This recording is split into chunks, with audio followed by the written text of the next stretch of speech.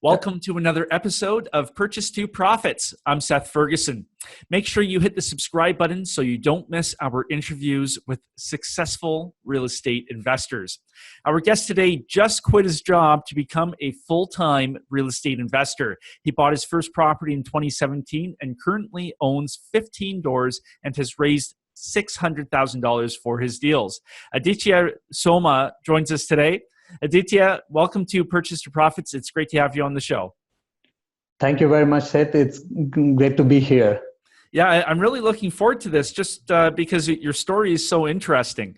So to kick things off, do you want to tell us about your real estate goals right now? Sure. Actually, I want to buy 40 doors this year. That's my goal. 40. Yeah. Excellent. I like that. Yeah, because I was able to buy 15 doors in 18 months. So I said, now I'm full-time. I want to do it, multiply it.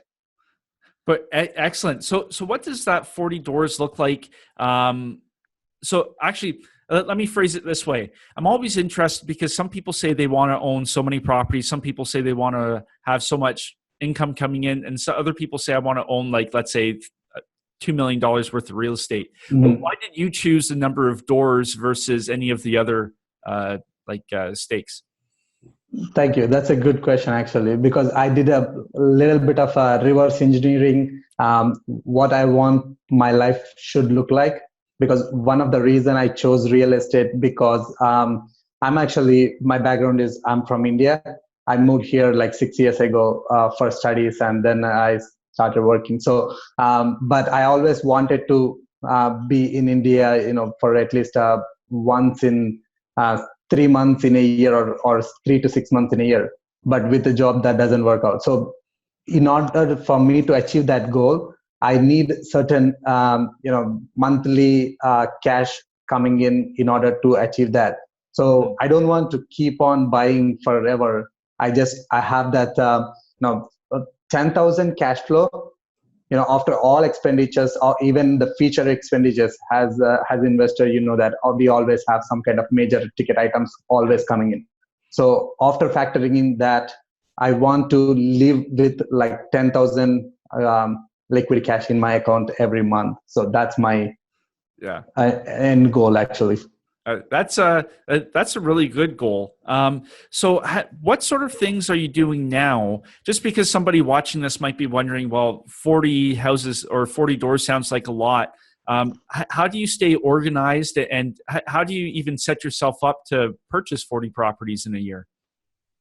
So I divided into different things. So first is lead generation. Like in order to buy 40, first I need to have properties available in the market.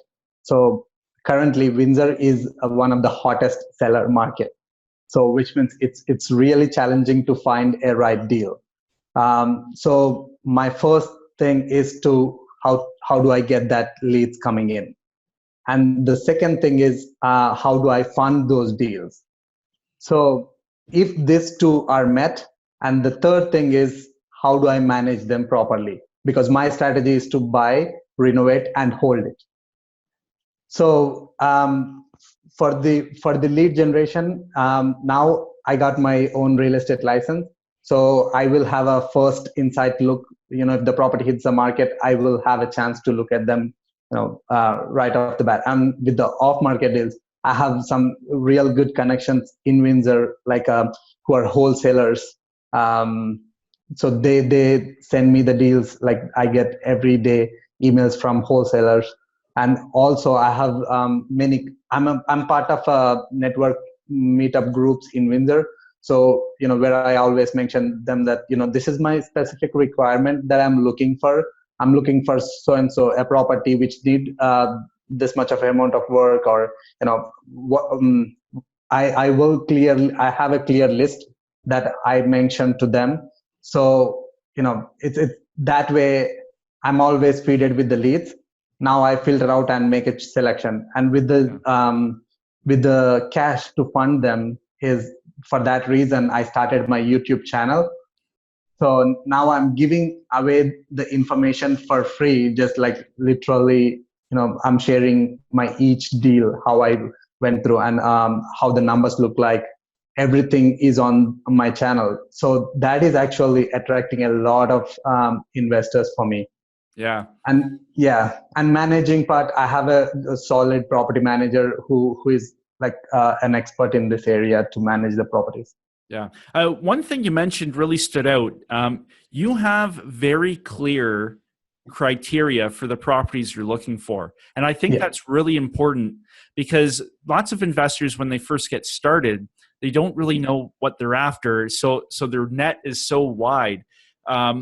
And you've just shown that having that specific criteria, so everybody you talk to knows exactly the property you're after. And that will actually help your deal flow because you are very concise. Yes. Yeah. That's so true. In the beginning, I juggled a lot. I did not know what I'm looking, because something looks good, and if I look at the condominium, oh, this is good. Numbers make sense, and oh, the small multifamily looks good. But eventually, I figured out, if I go that route, it's really hard to get the leads. Even for the people who are sending the leads, it's really hard for them to, whom to send it. Mm-hmm.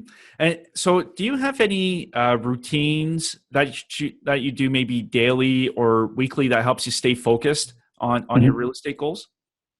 Yes. So first routine, it's not related to real estate, but it's about myself. I from this year I started to wake up at 5:30. So that's the first routine to keep myself focused. So I do workout for 1 hour, and then I'll just take a notebook. It's always in front of me, what I want to do every today. So do I have any leads in my email? Do I have anything from yesterday? So if I do, then I'm going to analyze them each deal. So if the numbers make sense, if the numbers make sense, the next step is I will book a showing. So it's like I have the emails, and I'm going to analyze the properties, because mostly 80% of the deals doesn't make sense, or even 90% of the. So I will analyze and then book the showings. And then, if I like it, then I'm going to make an offer. So that's where I focus most of my time. Mm-hmm. And with your portfolio, are you focusing on some duplexes or single family homes, or like what's your focus right now? So till now I was focusing only on small multifamily, so which is like 2 to 4 units. Yeah. So I'm just like slowly starting to scale it up a little bit. I'm not changing the requirement, but I'm just changing the number of units under one belt, because of the lending criteria that have changed recently. So I'm just adjusting accordingly. Yeah. And actually, speaking of lending,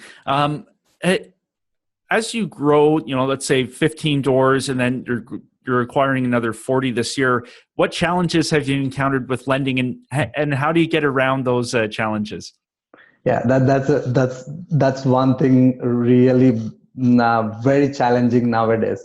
So the challenge is currently, because I purchased first 4 properties, or I purchased on my own name. So now banks are not lending me anymore, even though they were cash flowing and all, but they're not lending me anymore, because they look me at as higher risk. He purchased so many properties within 1.5 years. So eventually what I realized is, but after talking to many lenders, many brokers, so if it is small multifamily residential properties, they look at the personal TDS and all, like the debt to income ratio. But if I buy a commercial building like 6 units or 10 units, 20 units, that's when they don't look at me. They look at the property as a corporation, as like a business. So if the property is making sense in terms of numbers, then they would lend on it, whatever the loan to value, maybe 70-75%. Yeah. So that way I don't have to worry about lending anymore. So now I'm getting I started working on 6 to 10 unit buildings right now. Yeah. And have you experimented with partnering with people, maybe partnering with somebody to come on and sign for that debt? Have you done any joint ventures that way? So right now I have one under belt that we are in the process of doing that. Hmm. Yes. Yeah. So we are like planning to do. He gonna hold the mortgage. He's bringing up the investment for for down payment, for closing cost, and for renovations. So he's like literally funding the deal, but I'm the one who is like finding the deal and doing all the work, and I'm the one bringing in the whole team. Yeah, and just for somebody watching in the United States, because lots of our audience is in the U.S., the lending criteria here in Canada has undergone a very, very intense tightening, and lending volume, the volume of money lent out is at, I think it's a 18-year low right now in terms of mortgage volume. So it's quite challenging for an investor trying to grow right now True. when True. lending's so constricted. So is there one deal out of all the deals you've done so far that really stands out as a keystone deal? Mhm. Yeah, actually, my first duplex that made me realize that I don't need my job anymore. Um, Yeah. so actually, I bought it like my first duplex.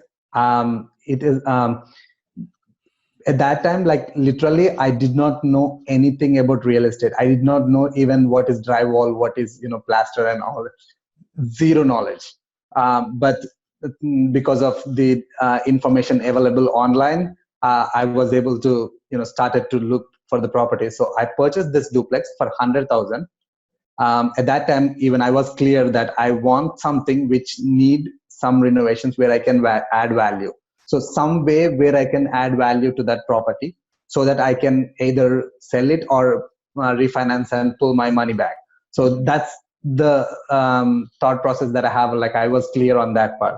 So I found this deal duplex, which was rented like almost the 3-bedroom and 1-bedroom units. They were rented literally way below than the actual market rents are.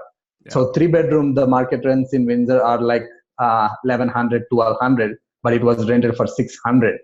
So that's why the purchase, the price they're asking is very low when compared to the market value, because it's in a rough shape and the tenants have been living there forever.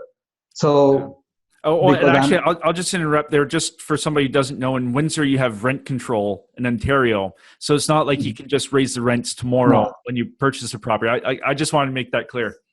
Yeah, that's right. So even the biggest challenge is it's a tenant law, not the landlord law. So everything is in their favor. So, but there are like few things where we can play around. So I was able to get 1 unit vacant because I said the owner that, I'm going to live in their house. So he gave me a vacant unit and the other unit with a tenant. So now I started renovations on that first unit, and I gave a notice to the other tenant saying that I'm moving into this unit. So now I have both the units vacant and I renovated it. And for the renovations also, I got the improvements from the bank. So, okay. You did purchase plus improvement. Okay. Purchase plus improvement. So that's actually amazing because my total investment is like 8,000, and I sold recently, like 2 months ago. I got 80,000 profit on that project. Yeah. Do you want to explain what purchase plus improvement is for the Canadian viewers? Yeah, sure. So if you are a person who is looking to buy a house to live in, so it could be single family, it could be small multifamily up to 4 units, and some banks might even go up to 6 units, but that's again different, depends on lender. So if your intention is to move into the house into 1 unit, then they will lend us mortgage. Plus, if we need some renovations, they will even give us money for that improvements. So it's like our investment is very low. You don't have to spend 20%. You can buy property for 5%. If it is 100,000, then 5,000 is your investment. Mm-hmm. And would you say you've used the burst strategy to build most of your portfolio? Like, what strategy has worked best for you so far? Burst strategy for sure. That's the only thing that I'm using going forward. I'm doing very, very few by turnkey properties, because for investors, because now I don't have any more money. I don't have anything to fund my own deals. So for investors, it's all about returns. Mm-hmm. On the first property, I showed to my investor. So far, I'm used for 600,000. I used only one investor because he saw he's like my cousin's friend. So I told him that, first let's start with a small project. We purchased a single family, and he invested 40,000 with a mortgage and plus some down payment and renovations. So I showed him what the returns would be in 6 months, and he told me that if you can prove me whatever you told in your words, then I'm going to invest so and so money. Then the BRRRR strategy came into picture. Now, because I proved him for the first project, for the next project, he funded me 187,500. Yeah. So yeah. That's great. So do you want to share maybe some tips? Somebody might be watching and they haven't done a project yet, and they don't have any money, so they're approaching people. Do you want to share maybe how you can go around and approach an investor? Sure. Yeah. Actually, like if you're like totally brand new, like I was 2 years ago, the first thing I would suggest is, instead of going talking to people about asking for money, I would not do that. At least I'm not comfortable to do that. What I would do is, banks are lending us money for first time owner occupied properties. So first, I purchased first duplex and second duplex by my own money. If you don't have enough money, that 5,000 and 10,000, go and work more hours, go and do whatever it takes to save that money and buy your first property. Because now, even for yourself, you feel more confident because you know what you're talking about. What are the unknowns could be, at least whom to talk. So many things you would figure out, and also maybe you will realize this is not for you. So if you realize that, then what is the point of going and raising the money from others? You're indirectly ruining your reputation, right? So rather do one, if possible do another. And then when you're doing this, what I was doing is, when I started purchase my first property, even when I started looking for, I told my close friends, inner circle, this is what I'm doing. Many of them tried to knock me down, but I said, I don't care, because this is something I want to try. What's the worst thing could happen? I can just sell. Maybe I would lose 5,000, 10,000, but that's the worst thing. What would be the upside? I always thought about upsides. Yeah.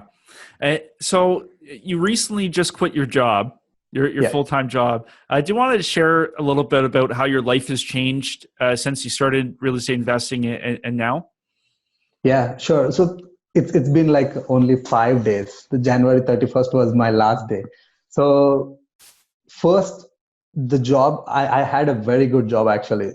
Like I was a software developer, have a good income in Windsor, like close to 6 figures. It's good enough for a nice life. But I want to do something different. As I said, like my goal is to have that freedom and travel to my home country, be there. So in last 5 days, it's been crazy because I'm just still figuring out. Good thing is I have certain things in a systematic way already, but because now I have like lots of time and I have my real estate license, so I'm kind of still trying to organize, and I know there are like a lot more things I have to adjust in order to hit my target. So still I'm like in that getting out of that comfortable zone at work. So, yeah. And at what point did you know, like, did you always know you were going to quit your job? Did you have, let's say, did you tell yourself, I'm going to quit my job in 2 years? Like, how did that work? That's a good thing. Good question you asked, actually. When I started my job, I said to myself, I'm going to quit like exactly 10 years from now. I did not know at that time. And even when I purchased my first property, I did not realize that.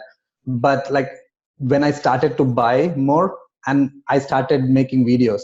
So then like I was, I'm from an Indian background, right? Like I have so many friends who are also Indians, like who are like me, who came to Canada as an immigrant. So many people reached out to me asking for help. You know, it's like I'm getting almost literally, I get at least 1 or 2 calls a day or texts, at least asking about how do I start and how can I purchase and all sort of questions. Then I started to realize, like last I would say like 9 months or 10 months ago, I started to realize, oh my God, maybe I'm always talking to him. I'm trying to help them. I said, you know what? Maybe I'll get my license, because with the software job, I'm earning after taxes close to 5,000. Whereas if I even sell 2 properties, while I'm investing and while that thing going on, so if I sell 2 properties, my salary is being compensated. So I said, I thought for hours and hours and days, but eventually, like I said, I have to let it go, or else, I read a lot. That's the one thing which really helped me. So I realized, like, every person who have achieved some exceptional results have done something crazy. So I said, I want to do it. Let me do it. What's the worst case scenario? I would go back to work and I can find something again after 2 years or 3 years if I feel that this is not working out anymore. Yeah. No, I absolutely. But I have a very strong feeling that won't happen. So No. I believe in myself, so it won't happen. Thank you. That's great. So if somebody's looking for some more information or wants to learn about what you're doing, how can they find you? So I'm on Facebook, Instagram, YouTube. Search my full name, Aditya Kumar Soma. I'll make sure we put the links down below. Yeah, so yeah. you can click. So yeah, I'm all over on social media. I started to be more active on social media nowadays.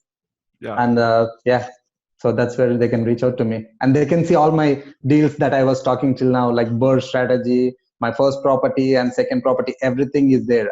I even walk through the properties to give some to give them what exactly numbers I'm getting from the properties.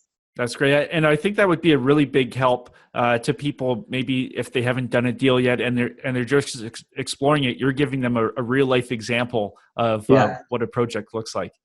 Yeah, and especially like I don't have any money. I did not start with money.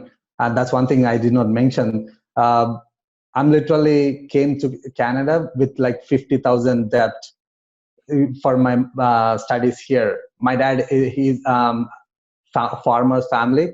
He did not literally had a penny. We just borrowed from friends.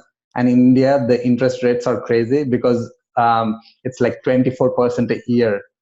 So I did not have any money because of that pain. And now, I'm doing what I'm doing.